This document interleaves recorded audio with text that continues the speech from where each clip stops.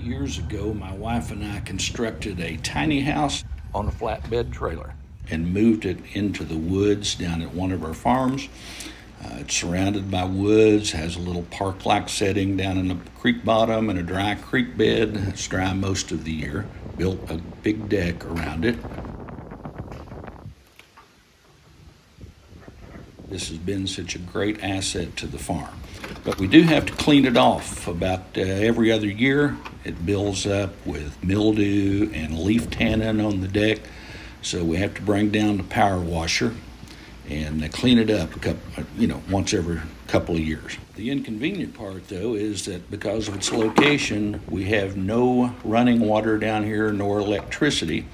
So we have to haul in water and hook up the power washer so that gravity flows to it. We haul the water down in barrels and milk cans, and then we situate it where gravity flows it into the power washer. These 50-gallon barrels are available at most every farm store.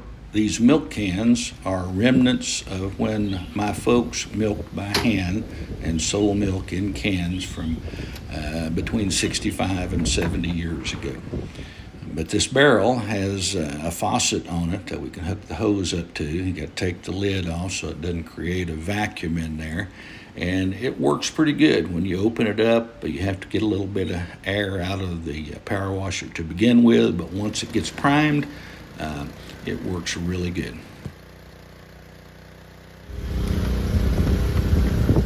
As you can see, this deck is covered with a really thick coat of mostly leaf tannin, but the power washer takes it right off, and it'll look as good as new once we're through. You just have to take your time and get it all off as you go. Once we've run this supply of water out, I take the hose loose and I stick it up so that I keep it higher than the power washer, and that helps make it not lose its prime. Now back at our house, we refilled the barrel and cans up at the house, and now we're going to strap it in so that the load doesn't move around. That's quite a lot of weight on the back of the Gator here, and we have to strap it in to make it's about a 1.5 mile trip down there and 1 mile straight back in the woods.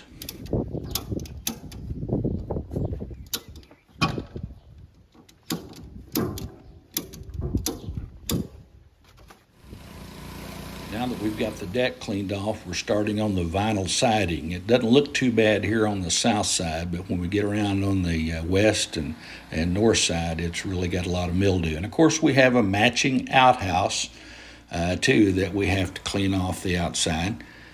Not too many people have a matching outhouse anymore, but we do down here at the tiny house. Now that we're all done, we release the pressure on the spray nozzle and unhook the spray nozzle hose and the water hose, and we're ready to load up and head out.